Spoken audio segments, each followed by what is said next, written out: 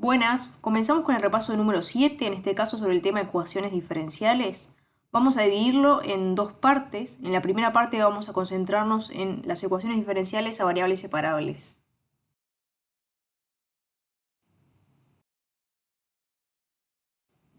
Definida de manera bien simple, llamamos ecuaciones diferenciales a toda ecuación que involucra una función y derivadas de dicha función.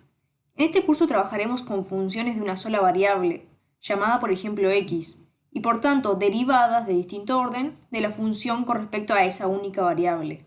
A este tipo de ecuaciones diferenciales se las denomina comúnmente con la sigla EDO. Resolver una ecuación diferencial significa encontrar la o las funciones x de t que verifican la ecuación.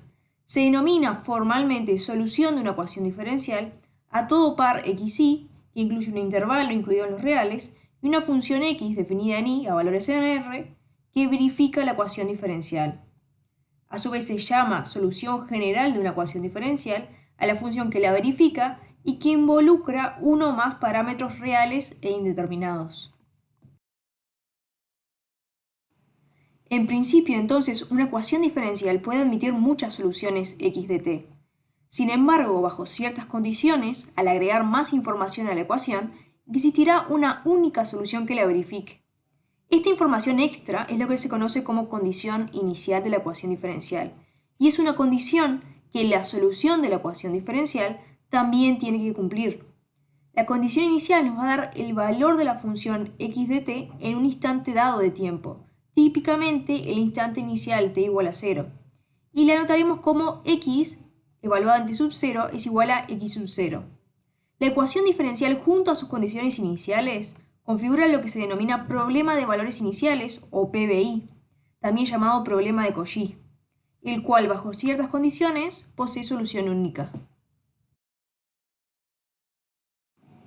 El hecho de que exista una gran diversidad de ecuaciones diferenciales ordinarias amerita clasificarlas en distintos tipos.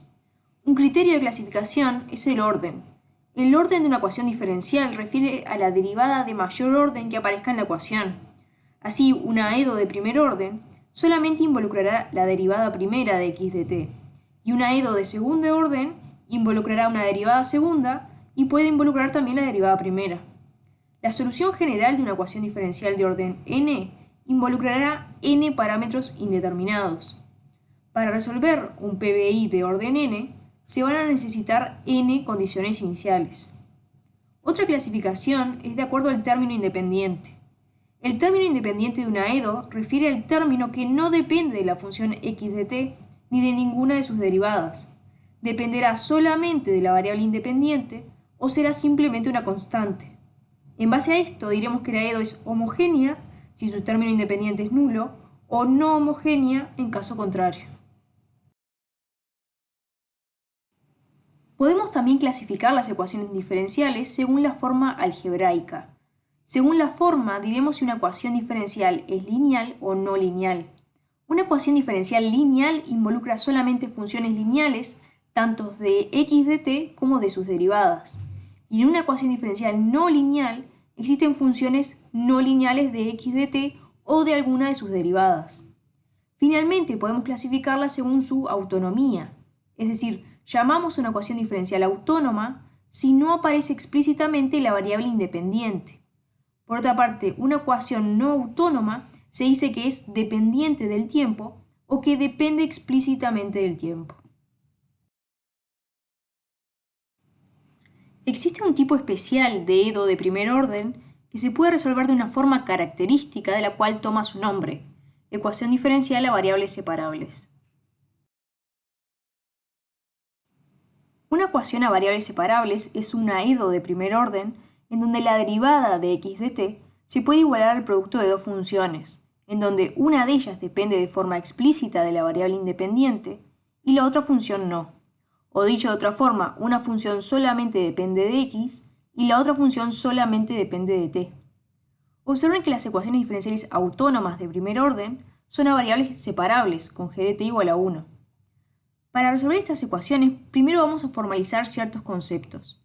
Diremos que x sub 0 es un punto de equilibrio o crítico de la ecuación diferencial si se cumple que f de x sub 0 vale 0. La función phi de t igual a x sub 0 se le llama solución de equilibrio o solución estacionaria. Esta en verdad puede estar englobada o no en la solución general de una ecuación diferencial, ya que a veces procedimentalmente al operar se pierden soluciones, y por eso decimos que puede estar o no englobada. Por último, llamamos soluciones singulares a estas soluciones de equilibrio que no están englobadas en la solución general obtenida. Bien, teniendo en cuenta esto, la técnica empleada para resolver estas ecuaciones es conocida como separación de variables e implica, como veremos a continuación, separar las variables t y x en lados distintos de la ecuación. Vamos a ver dos casos. Primero, cómo resolver una ecuación a variables separables y luego cómo resolver un PBI con una ecuación a variables separables. Para resolver la ecuación, resulta conveniente primero escribir la derivada primera de x en notación de Leibniz. Luego, suponiendo que f de x es distinto de 0, podemos pasar dividiendo. Así, las variables quedan separadas a ambos lados de la ecuación. A la izquierda todo lo que depende de x y a la derecha todo lo que depende explícitamente de t. Recuerden siempre que x también depende de t, pero implícitamente. Si tomamos integrales indefinidas en ambos miembros y luego se hallan las primitivas de 1 sobre f de x y de g de t, se obtiene f grande de x igual a g grande de t más c, siendo c una constante arbitraria. No es necesario introducir una constante en el lado izquierdo de la ecuación, ya que esa constante se podría combinar con la del lado derecho, obteniéndose una única constante. Esta ecuación es una representación implícita de la solución general de la ecuación diferencial. La determinación de una fórmula explícita para la solución requiere que se despeje x en función de t, obteniéndose la solución general. Como al principio tuvimos como supuesto que f de x era distinto de 0, lo que tenemos que hacer ahora es ver si existe algún valor para el cual f de x en verdad vale 0. Estas serían soluciones estacionarias. Luego nos fijamos si estas están englobadas o no en la solución general. Lo podemos ver dando valores determinados a la constante. Si no están englobadas, las tengo que informar, aparte de la solución general, como soluciones singulares. Ahora vamos a ver cómo resolver un PBI con una ecuación a variables separables. Las hipótesis de que f y g son de clase C1 me garantizan de que si existe solución a este PBI, esta va a ser única, y eso es bien importante. Bueno, primero vamos a verificar, como procedimiento, si x sub 0 es un punto crítico de la ecuación diferencial, viendo si f de x sub 0 vale 0. Si efectivamente es un punto crítico, entonces x de t igual a x sub 0 es la solución buscada y se termina ahí el ejercicio. Bueno, en el caso que f de x sub 0 sea distinto de 0, entonces procedo a la separación de variables, al igual que en el caso anterior. La única diferencia es que en vez de tomar integrales indefinidas, tomaremos integrales definidas, desde x sub 0 a x y desde t sub 0 a t. Noten que le cambiamos el nombre a la variable integración para que no coincida con la de los extremos. De esta manera se obtiene la solución del PBI, que no va a depender de ningún parámetro indeterminado, a diferencia del caso anterior. Por ejemplo, queremos resolver x' igual a x menos x cuadrado. Noten que f de x en este caso es x menos x cuadrado y g de t vale 1. Es una ecuación a variables separables y en particular también es autónoma. Además podemos decir que es no lineal, ya que hay un término donde la variable dependiente está elevada al cuadrado. Para resolver la ecuación primero vamos a escribir x' en notación de Leibniz, de x de t. Luego suponemos que f de x, que era x menos x cuadrado, es distinto de 0 y pasamos dividiendo. También vamos a pasar el dt para el lado derecho de la ecuación. Así luego puedo tomar integrales indefinidas. Además, en la integral del miembro izquierdo lo que voy a hacer es sacar menos 1 de factor común en el denominador, ya que luego voy a aplicar fracciones simples, y es más cómodo si el polinomio es mónico. Luego de hacer fracciones simples, integrar e igualar, me queda el logaritmo de valor absoluto de x menos logaritmo de valor absoluto de x menos 1 igual a t más una constante. Recuerden que en la igualación coloco una sola constante porque ya incluye la de ambos miembros. Si aplico la propiedad de la diferencia de logaritmos y luego para poder despejar x hago la composición con la inversa del logaritmo en ambos lados de la ecuación, queda valor absoluto de x sobre x menos 1 igual a e a la t más k. Por propiedad de la función exponencial, e a la t más k lo puedo escribir como e a la t por e a la k. E a la k es una constante que la puedo expresar como c. Para poder despejar x, tengo que deshacerme del valor absoluto. En general, si tengo una constante multiplicada a una función igualada a un valor absoluto de una función, esa constante me va a absorber el más menos del valor absoluto. Podemos mostrarlo utilizando la definición de valor absoluto. Si x sobre x menos 1 es mayor o igual que 0, entonces donde dice valor absoluto de x sobre x menos 1, lo reemplazo por x sobre x menos 1. Despejando x de t se llega a que x es menos e a la t por c sobre 1 menos c por e a la t. Si a menos c le llamo otra constante, queda que la solución es k por e a la t sobre 1 más k por e a la t. Por otra parte, si x sobre x menos 1 es menor estricto que 0, entonces donde dice valor absoluto de x sobre x menos 1, coloco menos x sobre x menos 1. Si paso ese menos para el otro lado y despejando, obtengo que la solución es x igual a c por e a la t sobre 1 más c por e a la t. Es decir, llegué a lo mismo porque efectivamente la constante me absorbe el más menos del valor absoluto. Por lo tanto, la solución general de la ecuación diferencial es x de t igual a c por e a la t sobre 1 más c por e a la t. Luego, lo otro que hacía era fijarme si las soluciones de equilibrio, es decir, aquellas que surgían de hacer f de x igual a 0, en este caso son x igual a 0 y x igual a 1, están englobados o no en la solución general. Podía darme cuenta de eso dándole valores a la constante c. En este caso, si c vale 0, efectivamente obtengo la solución x igual a 0, así que está englobada en la solución general. Sin embargo, no hay ningún valor que yo le pueda dar a c para que x valga 1, así que x igual a 1, que es solución de equilibrio, no está englobada en la solución general y es una solución singular. Esta en verdad se perdió al utilizar la propiedad del logaritmo de valor absoluto de x sobre x menos 1. Así que la solución final del ejercicio es la solución general y la solución singular. Ahora queremos resolver el PBI x' igual a t más t cubo por e a la menos x, con la condición inicial x evaluado en 0 igual a 2. Podemos identificar que f de x es e a la menos x y g de t más t cubo. T sub 0 vale 0 y x sub 0 es igual a 2. Lo primero que hacíamos cuando teníamos un PBI con una ecuación a variables separables era chequear si f de x sub 0 vale 0. F de x era e a la menos x, f de x sub 0 por lo tanto es e a la menos x sub 0, x sub 0 vale 2, así que f de 2 es e a la menos 2, que sabemos que es distinto de 0. Bueno, teniendo en cuenta esto, entonces ahora puedo seguir con el procedimiento de separación de variables. Escribo x' como dx sobre dt y paso e a la menos x dividiendo. 1 sobre e a la menos x es e a la x, tomando integrales definidas desde 2 a x y de 0 a t, y cambiando el nombre de la variable integración para que no se repita con la de los extremos, queda la integral de 2 a x de e a la u de u igual a la integral de 0 a t de u más u cubo de u. Integro e igualo y finalmente despejo la solución, que es logaritmo de t cuadrado sobre 2 más t a la 4 sobre 4 más e al cuadrado. Recuerden que esta solución es única y que no depende de parámetros indeterminados. Ahora vamos a ver un ejemplo de ecuaciones que se transforman en ecuaciones a variables separables.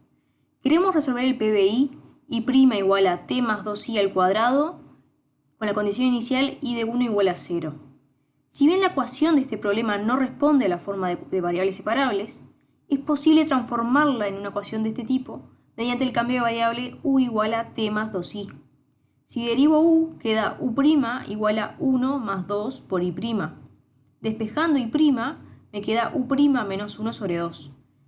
Luego, sustituyendo en el PBI, va a quedar u' menos 1 sobre 2 igual a u cuadrado. También tengo que cambiar la condición inicial. U de 1 va a ser igual a 1 más 2 por i de 1. I de 1 es dato de letra que vale 0, así que u de 1 es igual a 1. Ahora sí, quedó un PBI con una ecuación a variables separables. Me fijo si la función f de u sub 0 vale 0. F de u es 2u cuadrado más 1. F de u sub 0 es 2u sub 0 cuadrado más 1. U sub 0 vale 1, por lo tanto f de u sub 0 es 3, distinto de 0. Así que ahora puedo seguir con el procedimiento de separación de variables. Queda la integral de 1 a u de 1 sobre 2b cuadrado más 1 igual a la integral de 1 a t de 1. Hallo las primitivas, aplico barrow y luego igualo. Bien, haciendo cuentas se obtiene que u es 1 sobre raíz de 2 por tangente de raíz de 2 por t menos 1 más arcotangente de raíz de 2. Luego, para hallar la solución y del PBI original, lo que tengo que hacer es deshacer el cambio de variable. Y va a ser igual a u menos t sobre 2. En esta segunda sección vamos a ver un tipo particular de ecuaciones diferenciales que son un caso interesante porque permiten fácilmente obtener información sobre soluciones de una ecuación sin necesidad de resolverlas. Estas son las ecuaciones diferenciales autónomas. Ya habíamos visto que una ecuación diferencial autónoma de primer orden es un caso particular de la ecuación a variables separables. En esta sección también usaremos por convención la notación de Newton de derivada con el punto. Recuerden que en una ecuación autónoma la variable independiente no aparece explícitamente y que además no existe una relación entre el carácter de autonomía y el orden de una ecuación diferencial, ya que en general existen ecuaciones autónomas de orden n. El procedimiento para el estudio cualitativo de las ecuaciones autónomas es el siguiente. Primero hallar los puntos de equilibrio, es decir, aquellos que cumplen f de x igual a 0.